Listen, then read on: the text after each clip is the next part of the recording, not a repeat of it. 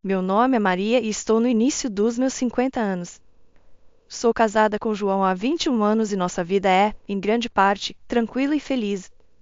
Mesmo sem filhos, estamos satisfeitos. João é 3 anos mais velho que eu e trabalha em uma empresa comum. Ele não mudou muito ao longo dos anos, mas como eu trabalho apenas meio período, temos um pouco mais de dinheiro para gastar em coisas agradáveis. Nosso casamento tem sido estável, sem grandes problemas, mas então algo pequeno aconteceu que abalou nossa vida calma. Tudo começou quando soube que meu pai havia falecido e herdei seu apartamento. Depois que João e eu nos casamos, meu pai se mudou para um novo apartamento moderno de 3 quartos. Enquanto isso, João e eu morávamos na casa da minha infância, uma casa de 5 quartos cheia de lembranças. Meu pai havia dado a nós como presente de casamento e ficou feliz por começarmos nossa vida lá. Fiquei muito tocada com seu gesto. Quando meu pai faleceu, herdei seu apartamento. Eu adorava aquele lugar, então decidi alugá-lo imediatamente. Mas um dia, durante uma conversa com a família de João, surgiu uma sugestão inesperada. Alguém disse: Renata e seus filhos estão morando em um lugar pequeno. Que tal eles se mudarem para a casa de 5 quartos de Maria? Renata é a irmã mais nova de João. Ela é divorciada e está criando 2 filhos em um apartamento de 3 quartos, o que provavelmente é um pouco apertado para eles. Para ser honesta, meu relacionamento com Renata não tem sido muito bom. Toda vez que nos encontramos, ela faz pequenos comentários sarcásticos sobre o fato de João e eu não termos filhos. João e eu nos casamos pouco antes de completarmos 32 anos e, desde então, Renata tem feito esses comentários. À medida que fui ficando mais velha, suas observações se tornaram ainda mais cortantes. Como você já passou dos 32 e ainda sem filhos? Ou as pessoas não te veem como menos mulher por não ter filhos? O que mais me machucou foi algo que ela disse após o falecimento do meu pai. Ela olhou para mim e disse: É uma pena que seu pai nunca tenha visto um neto. Isso realmente me chocou e me deixou atordoada. Renata é, na verdade, 5 anos mais velha que eu, então, em vez de uma cunhada mais nova, ela parece mais uma irmã mais velha. Sempre tentamos ser gentis com ela e tratá-la como família, mas aqueles comentários realmente doeram. Naturalmente, construí uma barreira em meu coração contra a Renata. Sou filha única e meu pai era minha única família. Perdê-lo já foi difícil o suficiente, mas as palavras de Renata tornaram tudo ainda pior. Algum tempo havia se passado desde a morte do meu pai e eu não via Renata há um tempo. Então, do nada, minha sogra trouxe à tona algo inesperado. Ela disse que Renata estava disposta a pagar R$ 1.000 por mês de aluguel. Quando vi o olhar presunçoso em seu rosto, fiquei chocada demais para dizer qualquer coisa. O apartamento em que morávamos era antigo, mas cuidávamos bem dele e ainda estava em boas condições. Havia um grande shopping center por perto e o transporte era fácil, com ônibus e trens. Se alugássemos o apartamento, pensei que ele valeria pelo menos R$ 2.500 por mês. Mas R$ 1.000? Isso era inacreditável. Será que eles não sabiam o valor de mercado para esta área? Alugar um apartamento espaçoso de 5 quartos por apenas R$ 1.000 por mês era ridículo. Talvez eles achassem que eu tinha concordado porque não disse nada imediatamente. Minha sogra parecia realmente animada com a ideia e disse: Você já tem outro apartamento, certo? Você pode morar lá. Mesmo que você não renove o contrato, Renata e seus filhos podem se mudar, então está tudo bem. Quanto tempo dura o contrato? João também parecia empolgado e acrescentou: Essa é uma ótima ideia. O lugar onde seu pai morava é novo e perfeito para nós dois. Neste ponto, a conversa estava avançando sem nem mesmo considerar nossos pensamentos, e comecei a entrar em pânico. Não pude deixar de soltar: Não há opção de todos nós morarmos juntos neste apartamento? Os pais de João tinham uma casa grande e eram os únicos que moravam lá. Eles até tinham quartos para João e Renata, então pensei que seria bom se todos se mudassem. Afinal, eles disseram que queriam um lugar maior. Normalmente, antes de tomar decisões como essa, você conversa com a família, mas mudar-se para a casa dos pais de João significaria que os filhos de Renata teriam que mudar de escola, e eles pareciam preocupados com o custo e o incômodo de conseguir novos uniformes escolares e roupas de ginástica. Eu não queria dizer diretamente que não queria alugar o apartamento para Renata na frente da minha sogra, mas disse: Esta é minha cidade natal, não posso simplesmente ir embora tão facilmente. Saí da casa deles, mas minha sogra disse: "Você não precisa decidir agora", o que me fez sentir que ela não estava desistindo. Quando cheguei em casa, perguntei a João: "Este apartamento é especial para nós? Por que você está tão rápido em decidir ir embora?" Ele pareceu surpreso e disse: "Bem, não é uma casa unifamiliar." Fiquei chocada com sua resposta. Talvez porque ele cresceu em uma casa, um apartamento não parecia um lar de verdade para ele, mas eu desejava que ele pudesse pelo menos entender meus sentimentos e se desculpar. Em vez disso, me senti chateada. Levantei a voz e disse: "Esta é minha casa, meu apartamento. Por que você está tomando decisões sem me perguntar?" João pareceu chateado e respondeu: "Estamos casados há 21 anos, por que você está dizendo meu apartamento?" "É nosso apartamento." Eu podia ouvir a frustração em sua voz. Eu queria que ele entendesse o quanto este apartamento significava para mim como meu lar especial.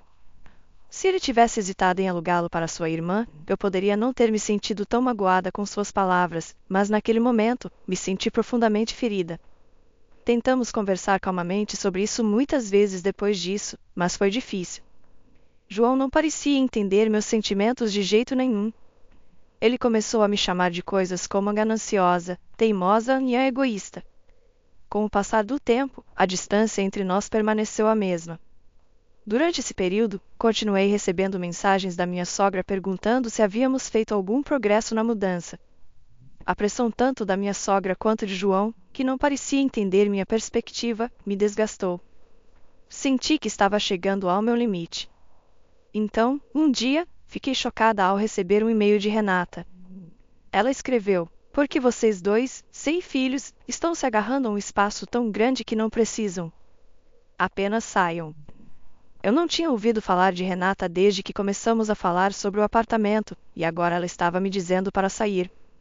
Nunca imaginei que ela enviaria uma mensagem tão direta. Lendo seu e-mail, refleti sobre tudo pelo que havia passado e senti uma onda de autodúvida. A ideia de divórcio cruzou minha mente várias vezes. Cada vez que tentava me acalmar, mas estava chegando ao meu limite. Decidi visitar o cartório local para iniciar o processo de divórcio. Também entrei em contato com um lugar específico para entender os próximos passos. Alguns dias depois, com uma mentalidade mais clara, fui ao tribunal. Depois de verificar, descobri que tanto o apartamento em que morávamos quanto o que eu estava alugando estavam em meu nome. Era legalmente meu. Confirmar isso me deu força para enfrentar minha situação com João. Pensei no que precisava fazer a seguir e decidi que precisávamos conversar seriamente. Disse a João: "Já disse isso muitas vezes, está em minha casa. Não suporto a ideia de alugá-la para Renata. Não quero dar minha casa para alguém que me trata mal. Por favor, fale com sua mãe e Renata sobre isso." O rosto de João ficou sombrio, como se estivesse cansado da conversa. Eu já havia contado a ele sobre todas as coisas dolorosas que Renata havia me dito e o quanto eu não gostava do comportamento dela. Eu queria que ele entendesse meus sentimentos, mas em vez disso, ele ficou do lado de Renata, dizendo: "Renata está certa." Foi então que percebi como as coisas realmente haviam mudado. Eu poderia ter seguido em frente com o divórcio naquele momento, acabando com a dor que estava sentindo, mas não consegui terminar um relacionamento de 21 anos tão rapidamente. No fundo, eu estava pronta para o divórcio se João rejeitasse o que eu tinha a dizer. Ainda assim, pensei comigo mesma: talvez eu esteja sendo muito sensível em relação a Renata. Talvez ela não esteja sendo tão condescendente quanto eu penso e eu só esteja exagerando as coisas. João não entendeu, no entanto. Ele disse: "Eu realmente não entendo por que você se sente assim." Suas palavras machucaram. Será que eu era a única me sentindo assim? Perguntei a ele: "Se é assim que você se sente, você assinará isso?" E entreguei a ele os papéis do divórcio. João pareceu chocado, mas rapidamente respondeu: "Você realmente quer terminar nosso relacionamento por algo tão pequeno?"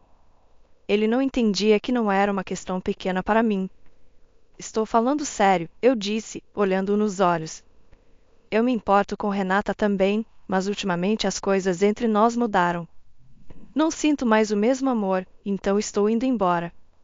Meu coração doeu quando vi como João estava casual sobre isso, sorrindo como se não fosse grande coisa. Isso me fez sentir que ele não entendia o quão profundamente isso estava me afetando, e senti lágrimas começarem a se formar. Eu só queria que ele fosse embora mais cedo em vez de mais tarde. João então disse em um tom mais suave: talvez Renata e minha mãe realmente não queiram se dar bem com você. Você já pensou que, porque você sempre se concentra em si mesma, nosso relacionamento sofreu? Suas palavras me machucaram novamente. Sempre nos entendemos mal, mesmo enquanto tentávamos fazer as coisas funcionarem. Acho que é impossível consertar nosso relacionamento agora, não importa o quanto conversemos. Não consigo mais imaginar um futuro com você, eu disse calmamente. Se você pode entender meus sentimentos, então teremos que seguir em frente com o divórcio. João parecia surpreso e triste ao perguntar: você realmente se sente assim? Então ele saiu de casa sem dizer mais nada. Ele não assinou os papéis do divórcio e deixou todos os seus pertences para trás. Alguns dias depois, João voltou. Ele parecia triste e inseguro. O que devemos fazer a partir daqui? Ele perguntou baixinho. Eu podia dizer que ele pensava que eu poderia perdoá-lo se ele agisse humilde, mas minha mente já estava decidida. Não havia nada mais a discutir. Se você concorda com o divórcio, assine os papéis, eu disse. Se não, teremos que tomar medidas legais. E a propósito, decidi me desfazer desta casa. Eu estava pensando em vendê-la há um tempo. No dia em que fui buscar os papéis do divórcio, conversei com o Sr. Eduardo, um velho amigo do meu pai. Eu o conhecia há anos. Quando eu era criança, o Sr. Eduardo estava sempre ao lado do meu pai, até o fim. Ele até compareceu ao funeral do meu pai e me deu seu cartão de visita, dizendo para entrar em contato se eu precisasse de ajuda. O cartão tinha os detalhes de seu escritório de advocacia. Graças ao Sr. Eduardo, pude obter ajuda de um assessor jurídico para lidar com a herança do meu pai. Quando contei ao Sr. Eduardo sobre minha situação, ele me deu conselhos honestos e úteis. Ele explicou a importância de verificar a propriedade dos imóveis, lidar com as complicações do divórcio e outras dicas que me ajudaram a me proteger. Depois que João saiu de casa por um tempo, decidi vender o apartamento. Rapidamente entrei em contato com corretores de imóveis para iniciar o processo. Também informei o Sr. Eduardo sobre meu relacionamento conturbado com João e como ele se recusava a assinar os papéis do divórcio, pedindo sua ajuda para lidar com o divórcio. Quando João descobriu que eu estava vendendo o apartamento, ficou chocado e com raiva. Você sempre disse que esta era nossa casa de família. Você realmente vai vender um lugar tão importante? Depois de toda a preocupação que você tinha com Renata, você está sendo egoísta, ele disse. Mas suas palavras não me afetavam mais. Olhei-o diretamente nos olhos e perguntei: você tem mais alguma coisa a dizer? João pareceu surpreso, mas rapidamente começou a discutir. Por que você tomaria uma decisão tão grande sozinha? O apartamento pode estar em seu nome, mas após um divórcio, deve haver uma divisão de bens. Este lugar pertence a nós dois, certo? João estava claramente emocional e desesperado, mas eu sorri calmamente e respondi: na verdade, este apartamento está em meu nome desde antes de nos casarmos. Verifiquei com meu advogado e qualquer coisa que fosse de propriedade antes do casamento não faz parte da divisão de bens. Vender o apartamento foi difícil, mas eu não queria me agarrar a memórias dolorosas nesta casa. Com o conselho do Sr. Eduardo sobre leis de propriedade, decidi que vender era a melhor escolha. Quando João percebeu a verdade, sua atitude mudou rapidamente. Sinto muito, ele disse. Este lugar significa muito para você, mas ainda não foi vendido, certo? Por favor, reconsidere. Vamos tentar novamente. Eu vou falar com Renata e minha mãe. Apenas para o divórcio e a venda do apartamento. Enquanto ouvia implorar, me peguei pensando por que tinha ficado com ele por 21 longos anos. Fiquei chocada por ter escolhido alguém assim. Não tente agir gentilmente agora. Quando estávamos juntos, você nunca ficou do meu lado. A ideia de recomeçar com você é impossível, então, por favor, vá embora. Nós dois precisamos seguir em frente. Ele não se convenceu facilmente, e isso criou uma grande lacuna entre nós, mas depois de passar por todas as etapas necessárias, finalmente consegui encerrar nosso relacionamento. Parecia o início de um novo capítulo na minha vida. No começo, ficar sozinha parecia assustador, mas percebi que não era tão ruim quanto eu pensava. Agora moro em um novo apartamento de 3 quartos, vivendo a vida do jeito que quero. Minha mãe está comigo e, mesmo que meu pai tenha partido, estou bem. Tudo está bem. Meu ex-marido uma vez disse friamente: "Você não é necessária aqui." Isso me chocou. Eu tinha enviado R$ 3.100 todos os meses para seus pais, mas isso não importava para ele. Então, para piorar as coisas, minha ex-sogra acrescentou: "Uma esposa que não sabe fazer o trabalho doméstico direito não é necessária", com um sorriso frio, quase como se estivesse feliz em me ver partir. Percebendo que não havia mais sentido em tentar agradar essas pessoas, decidi ir embora com um sorriso calmo. Respondi: "Se é isso que você pensa, então eu vou." Meu ex-marido pareceu chocado. Meu nome é Laura e sou uma funcionária de escritório de 35 anos. Conheci meu marido Miguel através de um encontro às cegas organizado por um amigo. Ele era amigável e extrovertido, e nos demos bem rapidamente. Nos casamos e agora estamos juntos há 3 anos. Ainda não temos filhos. Antes de nos casarmos, Miguel morava com a mãe dele. Quando nos casamos, ele sugeriu construir uma nova casa na propriedade da família dele. Ele disse: "Estou preocupado com minha mãe morando sozinha. Quero estar com ela, mas também quero que tenhamos nossa própria vida juntos. Acho que esta é a melhor ideia." Eu perguntei: "Mas não teremos que fazer uma hipoteca para a casa?" Miguel me tranquilizou: "A casa será paga com a herança que meu pai me deixou. Não precisaremos de hipoteca, e o terreno é gratuito. A casa estará no meu nome e podemos apenas apoiar minha mãe com pagamentos mensais. O que você acha? Isso parece bom?" Eu me perguntava: "Você não está preocupado com as finanças da sua mãe?" Miguel respondeu: "Vamos ajudá-la, e ela tem renda do seu trabalho de meio período e sua aposentadoria, então tudo ficará bem." Parecia um bom plano, e Miguel até disse: "Quando você trabalhar até tarde, minha mãe pode ajudar com as tarefas domésticas. Isso tornará as coisas mais fáceis para você. Moraríamos em casas separadas, mas na mesma propriedade." Eu estava animada para começar nossa nova vida juntos e construir nossa casa dos sonhos. Ter ajuda com as tarefas domésticas durante os momentos ocupados parecia perfeito. Mas depois percebi o quão ingênua eu tinha sido. No início, nosso casamento era maravilhoso. Estávamos ambos ocupados com o trabalho, mas a casa era fácil de manter e tudo parecia bem. Minha sogra tinha seu trabalho de meio período e não nos visitava com muita frequência. Compartilhávamos as despesas de vida e as coisas pareciam equilibradas. Um dia, no entanto, Miguel trouxe uma nova ideia.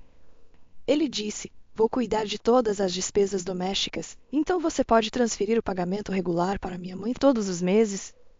Quero que você cuide disso." Fiquei surpresa e perguntei: "Quanto será?"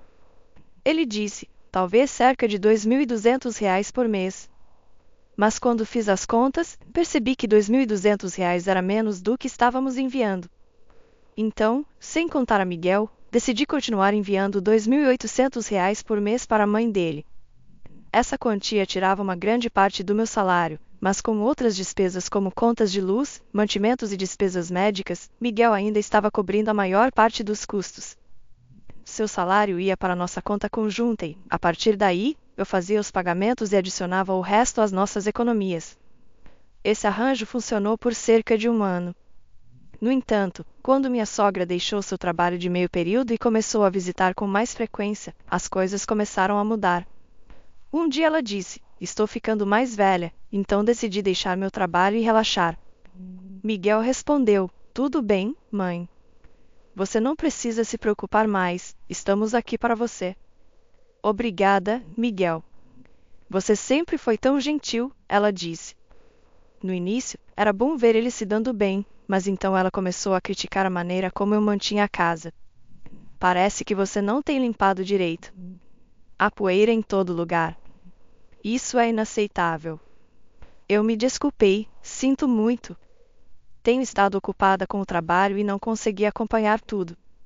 "Isso é apenas uma desculpa", ela disse. "Você está morando na casa de Miguel, então o mínimo que você pode fazer é cuidar das tarefas básicas. E ouvi dizer que você toma atalhos na cozinha também. Isso é verdade?" "Às vezes faço refeições simples quando chego tarde do trabalho, mas ainda faço o meu melhor, expliquei. Então ela disse algo que realmente me machucou. Talvez tenha sido um erro escolher você como esposa de Miguel. Depois de todos esses anos, o fato de você ainda não ter filhos também é um problema.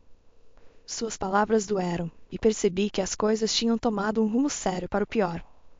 Senti que não ter filhos não era inteiramente minha culpa, mas discutir sobre isso só causaria mais problemas. Originalmente, minha sogra havia prometido ajudar com as tarefas domésticas quando as coisas ficassem difíceis, especialmente porque estávamos morando na mesma propriedade. No entanto, parecia que tanto Miguel quanto minha sogra haviam esquecido essa promessa. Agora, sempre que ela estava por perto, ela me criticava constantemente, então decidi apenas ignorar seus comentários. Em meio a tudo isso, surgiu um problema maior. O saldo da nossa conta conjunta estava ficando baixo porque o salário de Miguel não tinha sido depositado por 5 meses. Confrontei-o, perguntando: por que seu salário não foi depositado? O que ele disse a seguir me chocou. Ele tinha pedido demissão e estava procurando um novo emprego. Eu pensava que ele estava indo trabalhar todos os dias, mas na verdade ele estava procurando emprego. Por que você pediu demissão sem me contar? Isso é sério, eu disse. Sinto muito, me sinto mal por isso, Miguel respondeu. Meu chefe estava sempre pegando no meu pé, me criticando por cada pequeno erro.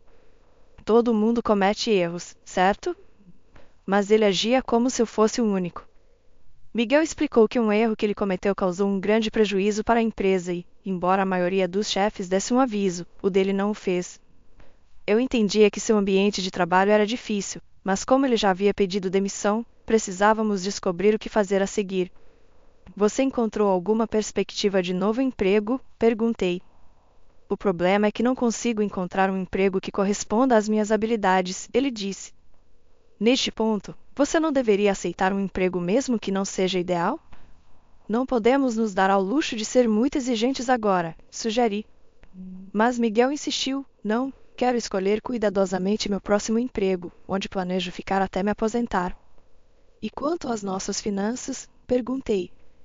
Bem, você está trabalhando também, então pode nos ajudar a nos sustentar por um tempo, certo? Ele respondeu, como se não fosse grande coisa. Percebi que ele não ia mudar de ideia, então decidi aguentar até que ele encontrasse outro emprego. Mas com nossa renda tão baixa depois de enviar dinheiro para meus sogros, quase não sobrava nada. Tivemos que recorrer às nossas economias, que estavam quase acabando. Para compensar isso, decidi trabalhar mais horas para aumentar minha renda. Felizmente, meu local de trabalho me valorizava e eles concordaram em me deixar fazer horas extras. No entanto, quando eu voltava para casa tarde, minha sogra frequentemente estava esperando por mim, pronta para criticar. Eu não podia deixar de me perguntar: como chegamos a isso?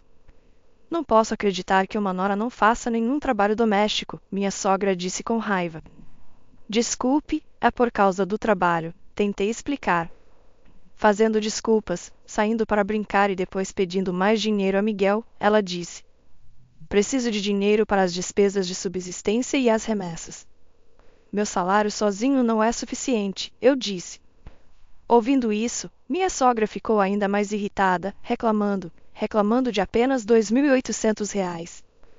Você mora na casa de Miguel de graça e nem faz nenhuma tarefa doméstica. Inacreditável. Foi chocante para mim que ela achasse que R$ 2.800 não era nada. Eu trabalhava duro para ganhar esse dinheiro. Parecia que ela considerava os pagamentos mensais garantidos e não apreciava seu valor. Ela acrescentou: como você não faz o trabalho doméstico, eu tenho que fazer, ou Miguel sofre. É difícil lidar com uma nora tão incompetente. Embora ela agisse como se fizesse todo o trabalho, minha sogra frequentemente comprava refeições prontas na loja e só lavava roupas para ela e Miguel. A cozinha sempre ficava bagunçada, com pratos sujos por toda parte. Miguel e minha sogra sempre tinham suas refeições preparadas, mas não para mim. Geralmente me diziam para comer o que sobrasse. Miguel apenas relaxava na frente da TV enquanto eu lidava com as palavras duras da minha sogra. Com o tempo, meus sentimentos por meu marido começaram a diminuir. Sua busca por emprego não estava indo bem, e ele estava muito orgulhoso para se candidatar a qualquer coisa menos que às melhores empresas. Um ano havia se passado e ele ainda não tinha encontrado um emprego. Ele apenas passava seus dias sem fazer nada. Ei, se isso continuar assim, vamos ficar sem economias. Você pode conseguir um emprego de meio período para ajudar com as contas? Perguntei a ele. Miguel me olhou furiosamente e disse bruscamente: por que eu deveria conseguir um emprego de meio período? Esta casa nem está no seu nome, é minha. Você está apenas morando aqui e nem consegue cuidar de mim direito, então é claro que você tem que pagar as contas. Senti que o futuro parecia sombrio. Eu estava pagando por tudo, nossas despesas de subsistência e as remessas para a mãe dele, mas havia um limite para quanto eu podia ganhar. Remessas? São apenas R$ 2.800. Pare de me incomodar. Se você não gosta, saia da minha casa, ele disse com raiva, batendo na mesa antes de sair da sala. Miguel descartou a quantia que eu trabalhava duro para ganhar, chamando-a de apenas R$ 2.800. Nosso relacionamento nunca esteve tão tenso. Então, inesperadamente, chegaram algumas boas notícias. Miguel tinha uma chance de conseguir um emprego em uma empresa administrada pelo amigo da mãe dele. Embora o salário não fosse tão alto quanto seu antigo emprego, eu estava apenas grata que ele estaria trabalhando novamente. O período de experiência foi definido para 5 meses. Miguel resmungou: não acho que esta empresa seja adequada para minhas habilidades, mas é difícil dizer não já que minha mãe me apresentou. Desde que você esteja disposto a trabalhar, é isso que importa. Faça o seu melhor e mire no emprego em tempo integral, respondi. Eu nunca imaginei que o novo emprego de Miguel causaria mais problemas. No início, ele saía para o trabalho todas as manhãs com energia, mas depois de um mês as coisas mudaram. Ele começou a chegar tarde em casa e às vezes nem voltava para casa. Sua jaqueta cheirava a um perfume de mulher que eu não reconhecia. Além disso, ele parou de contribuir com seu salário para nossa casa e até começou a sacar dinheiro de nossa conta conjunta sem me perguntar, enquanto ainda enviava a remessa mensal para sua mãe. Decidi parar de colocar meu salário na conta conjunta, o que deixou Miguel furioso. Ele me confrontou, perguntando: por que você não está colocando dinheiro na conta? O saldo está quase zero. Onde está o seu salário? Você não está pagando as despesas de subsistência. Me diga como você está usando o dinheiro. Eu disse a ele: isso não é justo.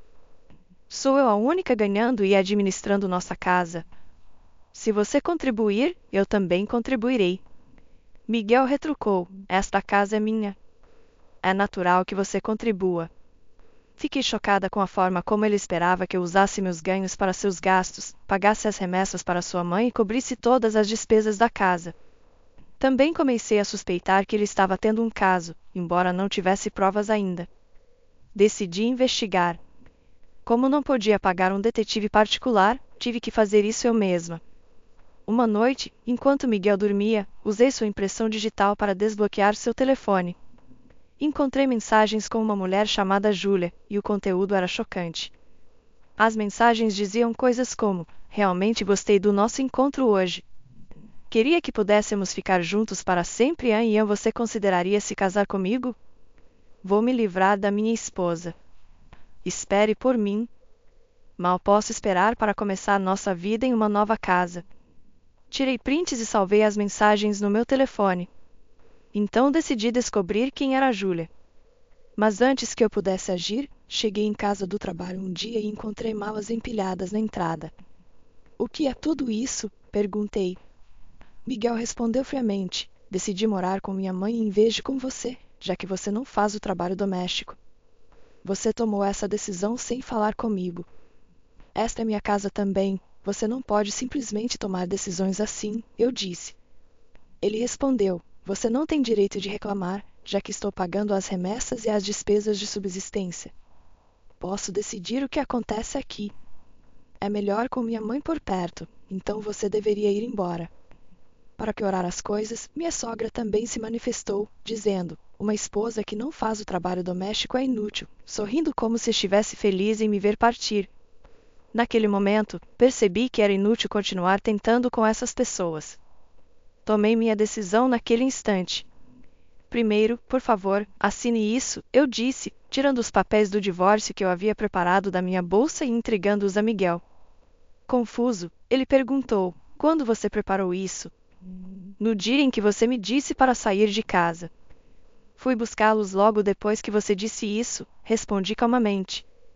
Miguel ficou surpreso, mas acabou concordando e assinou os papéis. Eu também assinei e disse: vou submeter estes ao cartório. Vou providenciar uma empresa de mudança para retirar minhas coisas assim que encontrar um novo lugar. Quero você for o mais rápido possível, minha sogra gritou comigo, mas eu a ignorei. Arrumei o essencial em uma mala e fui para a casa dos meus pais. Eles ficaram surpresos com minha chegada repentina, mas me receberam de braços abertos, entendendo que algo estava errado. No dia seguinte, tirei uma folga do trabalho e comecei a agir. Primeiro, submeti os papéis do divórcio ao cartório. Então comecei a procurar um advogado para me ajudar com o processo de divórcio e qualquer compensação que eu pudesse reivindicar. Também comecei a procurar um novo lugar para morar. Foi um período ocupado, mas eu sentia uma sensação de realização à medida que avançava com minha vida. Encontrei um bom apartamento moderno, perfeito para uma pessoa solteira, e contratei uma empresa de mudança para ajudar com a mudança. No dia da mudança, voltei a casa enquanto Miguel estava no trabalho, mas sua mãe estava lá. Os carregadores levaram meus móveis, eletrodomésticos e outros pertences peça por peça. Você está levando tudo. A casa vai ficar tão vazia, ela disse. Estas são todas as coisas que comprei quando nos casamos. Usei minhas economias para comprar os móveis e eletrodomésticos. Como a casa está no nome de Miguel, estes itens são meus, expliquei. Ela não pôde argumentar e estava claramente frustrada. Depois de me mudar para meu novo apartamento de luxo, comecei a aproveitar minha independência. Eu era capaz de usar toda a minha renda para mim mesma e, graças ao meu trabalho duro e horas extras, fui promovida e meu salário aumentou. A vida continuou assim por cerca de 5 meses. Então comecei a receber muitas ligações da minha ex-sogra. Me arrependi de não tê-lo bloqueado, mas acabei cedendo e atendi uma de suas muitas ligações. Alô, Laura, podemos conversar? Ela disse. O que você quer? Perguntei, cansada de sua persistência. Por favor, você pode voltar? Ela implorou. O quê? Pensei que você queria que eu fosse embora, eu disse. Sinto muito. Pensei sobre isso e refleti sobre tudo, ela respondeu. Ela queria que eu começasse a enviar R$ 2.800 novamente, assim como antes. Eu não podia acreditar em como ela era egoísta. Ela explicou que o caso de Miguel no trabalho havia sido exposto e ele não conseguia mais um emprego regular, apenas trabalhos de meio período. Ele e Júlia tinham começado a morar juntos, mas Júlia não gostava de morar com a mãe dele, então ela voltou para sua antiga casa. Sem o dinheiro que eu costumava enviar, ela estava lutando para sobreviver com sua pensão. Não tenho mais nada a ver com vocês. Não vou enviar nenhum dinheiro, eu disse firmemente. Então bloqueei o número dela e também bloqueei o de Miguel. Eu não queria mais nenhum contato com nenhum deles. Mas alguns dias depois, Miguel apareceu do lado de fora do meu local de trabalho. Laura, sinto muito. Podemos recomeçar? Estou com problemas, ele disse, claramente desesperado. Fiquei chocada ao vê-lo ali. Ele explicou que morar com Júlia não tinha dado certo porque ela não sabia fazer trabalho doméstico. Depois que o caso se tornou público, ele se sentiu desconfortável no trabalho e pediu demissão. O relacionamento deles desmoronou por causa de suas dificuldades financeiras e discussões constantes, e Júlia o havia deixado. É tarde demais, eu disse a ele. Não quero te ver novamente. Se você tentar me emboscar assim de novo, vou chamar a polícia. Ele gritou espere, enquanto eu me afastava, mas o ignorei e fui para casa. Mais tarde, com a ajuda do meu advogado, recebi R$ 50.000 em compensação, e Júlia me pagou um adicional de R$ 210.000. Soube que Miguel agora estava trabalhando em vários empregos de meio período para pagar suas dívidas e até tinha recorrido a meios duvidosos de conseguir dinheiro. Enquanto isso, minha ex-sogra havia voltado a trabalhar meio período e estava vivendo frugalmente. Eles estavam constantemente culpando um ao outro por seus problemas. Júlia tinha começado a trabalhar no turno da noite para pagar suas dívidas depois de pedir demissão e terminar com Miguel. Quanto a mim, adotei um cachorrinho e estou aproveitando dias felizes e tranquilos em meu novo apartamento, ansiosa pelo que a vida tem reservado para mim a seguir.